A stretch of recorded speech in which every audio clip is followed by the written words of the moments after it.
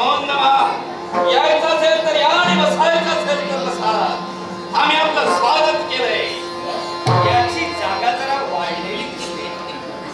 पण जोडला झालेला अहंकार, याच्या अहंकाराचं निर्मूलन मात्र मी करीनच करीन. मी आपल्या संवेदना बोलायचे, माझ्याशी आपल्याला संवाद साधायचा असेल तर बसा. आता आपला आपल्या बोलण्यात आमचा थाट आपण पाहताय आणि आमच्या थाटात काहीतरी बदल झाल्यासारखं आपल्याला वाटलं. का नाही होणार?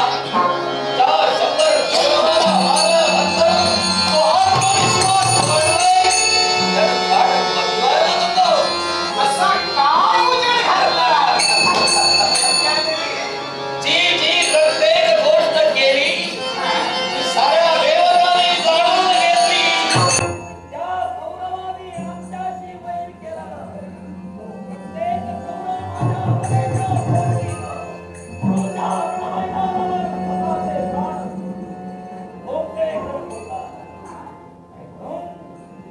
आमचा आत्मविश्वास वाढला गेला. भारत पांडवांनी आमचा सहाय्य करता तो याला आम्हाला यश प्राप्त दिले. पण यश आम्हाला प्राप्त केले कल्पना तुम्हाला नाही. आपल्या समर्पित काय तो मी आल्यापासून पाहतो आहे. आपल्या बोलण्यात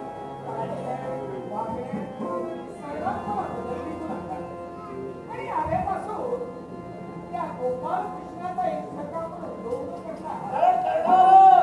अरे ज्याला आपल्याला सहाय्य केलंय, ज्याला आपल्याला संकटमुक्त केलंय, त्याचा उदो आपण केला पाहिजे. ज्याला आपल्याला मार्ग दाखवलाय त्याचं नाव घेणं काही बात नाही. अरे त्या कृष्णानं असं काय केलं तुमच्या? अरे महाराजांच्या वृत्तानं काय नाही केलं का? 18 दिवसाच्या महाभारत युद्धात फक्त त्यानं केलं ते काय? रथाची बाजूला हाती घेतली आणि हे काय केलं? तुमच्या मायावरून केला तुम्ही आणि गौरवच्या कृष्णाच्या बाजूला वृत्तीनं रथाचे वाद धोरे त्यांनी हाती धरले. पण क्षणाक्षणाला ते मार्गदर्शन होत होतं. ते माझ्या देवाच्या देवाला केलं, मी केलं नाही. मार्गदर्शन केलं काय केलं? मी तर समजतो आहे. काय म्हणतो? कृष्णानं असं काहीच केलेलं नाही. नारदांच्या बोलण्याचा पटवून देईन मी तुला. मला पटवून द्या. काय केलं कृष्णाला? गोपाल कृष्णानं काही केलं नाही. मला पटवून द्या. कसं पटवून द्यायची? मंजूला कष्ट होते. मंजूला माझ्या मंजूला किती असतो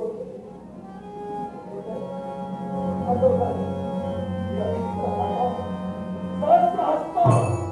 हे सत्य आहे. हो.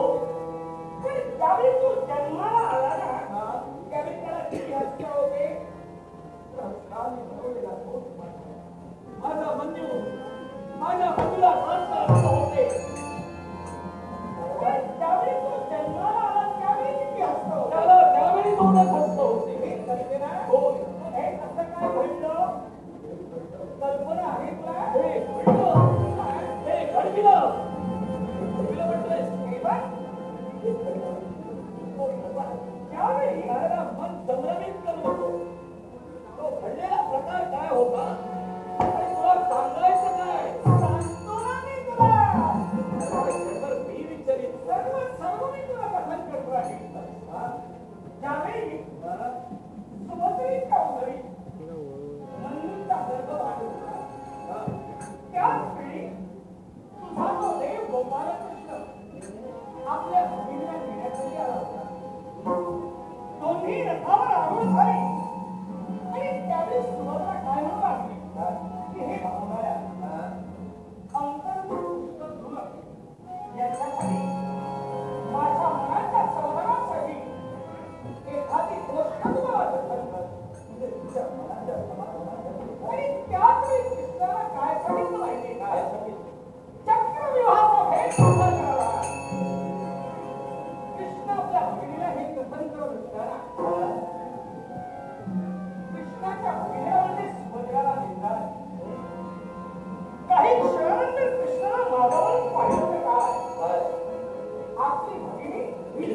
आणि तिच्या उदरातील जो गर्भ होता तो कृष्णाच्या म्हणण्याला होता देऊ लागला. कृष्णाने हे सार सर्वस्व झाले आणि त्यातही पाहिलं तर काय तर सुमंगलीच्या उदरात सहस्र असताना मुलगा जन्माला येणार. म्हणून कृष्णाने केलं काय केलं मागचा पुढचा कोणत्याही गोष्टीचा विचार न करता तरी तत्वाच्या पुण्यबळावर इतरांचा हस्त होते आणि फक्त दोनच हस्त केले.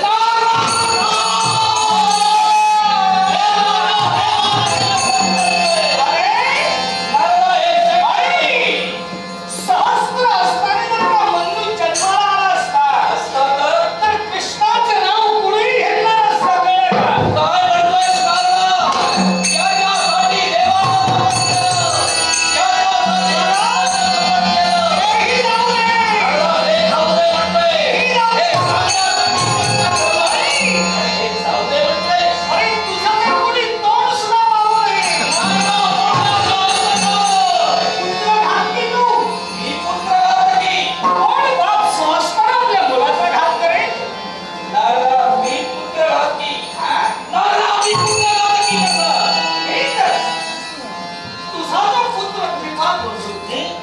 मला सांग रणस्तंभाचं पूजन कुणी कुणाला करायला सांगितलं होतं? देवा गोपाल कृष्णानं मला सांगितलं होतं रणस्तंभाचं पूजन कर म्हणून. प्रथम तो आला पूजन करण्यासाठी तो कोण? तो माझा पुत्र त्रिपाल कृष्णाने तुला काय सांगितलं? जो प्रथम येईल पाहतोस काय जो प्रथम येईल त्याचा तू शेवट कर. मला कृष्णाच्या मुखातून निघालेली वाणी अद्यापही आठवते. त्या रणस्तंभाचं रक्षण करण्यासाठी त्या रणस्तंभावर विराजमान हो आणि प्रथम तो त्या रणस्तंभाची पूजा करण्यासाठी येईल. यावर ही तुझी कौतुकाची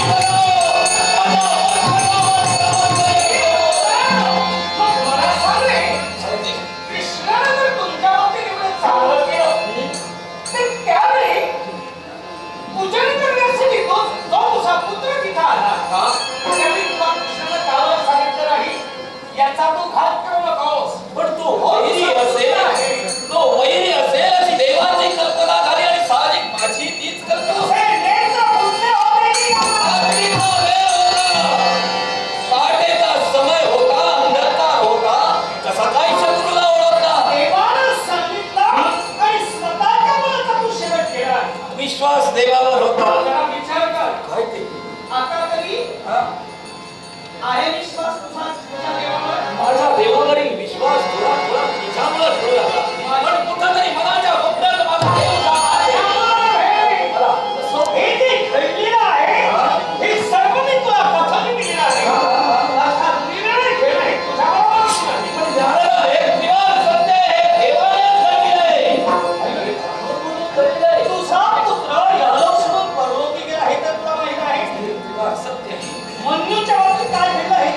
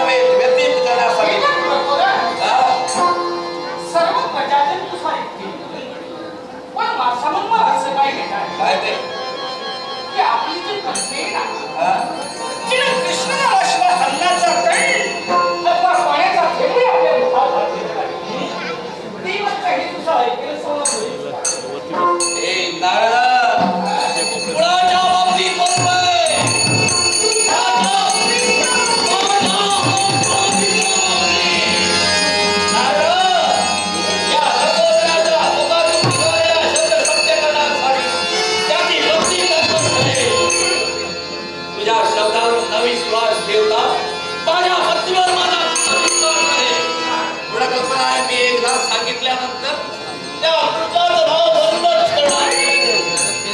हे मात्र मी तुला सूचित केलं हे कुणाला सांगू नकोस, कळलं का? कारण तुला तर मला बोलवायचं आहे.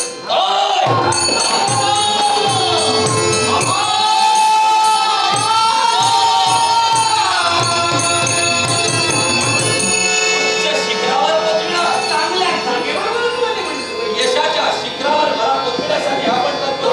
फक्त माझ्या शब्दावर विश्वास ठेव. लागला ठेवला तुझ्या शब्दावर विश्वास. आणि त्याचप्रमाणे माझ्या पत्नीला कृष्णनाव बंद करण्यासाठी सांगण्यासाठी तिच्या मारापर्यंत जाईल. त्या कृष्णाचं नाव आजपासून बंद. या गावात ते कृष्णनाव बंद.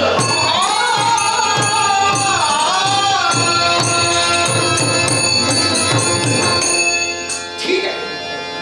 तुमचा अंतरंग मी जाणतोय. तुम्हाला क्षणभर अहंकार निर्माण झालेला आहे. पण तुमच्या अहंकाराचा निर्मूलन करण्यासाठी हे क्षणभर मी कलनाट्य निर्माण करतोय. का तर या कलहातून मला चांगलं निष्पन्न करायचं आहे. देवतत्व आणि व्यक्तिगत्व काय हे असणाऱ्या भक्तांना मला पटवून दाखवायचे. आणि म्हणून हे देवा हे जे जगदवताराचं कर्तव्य मी हाती घेतलेलं आहे. केवळच्या कलहाच्या कर्तव्यात हे वैकुंठी काम आहे. हे गोपाल कृष्णा मला यशोकाम देते. एवढेच भगवान तुझ्या समोर माझी सविनय प्रार्थना. जय सुखा मंदिराच्या समोर 5166 रिक्षा स्वामी समर्थ रिक्षेचं नाव आहे लावलेली आहे. कृपया ताबडतोब भरायची आहे. 5166 रिक्षा नंबर स्वामी समर्थ.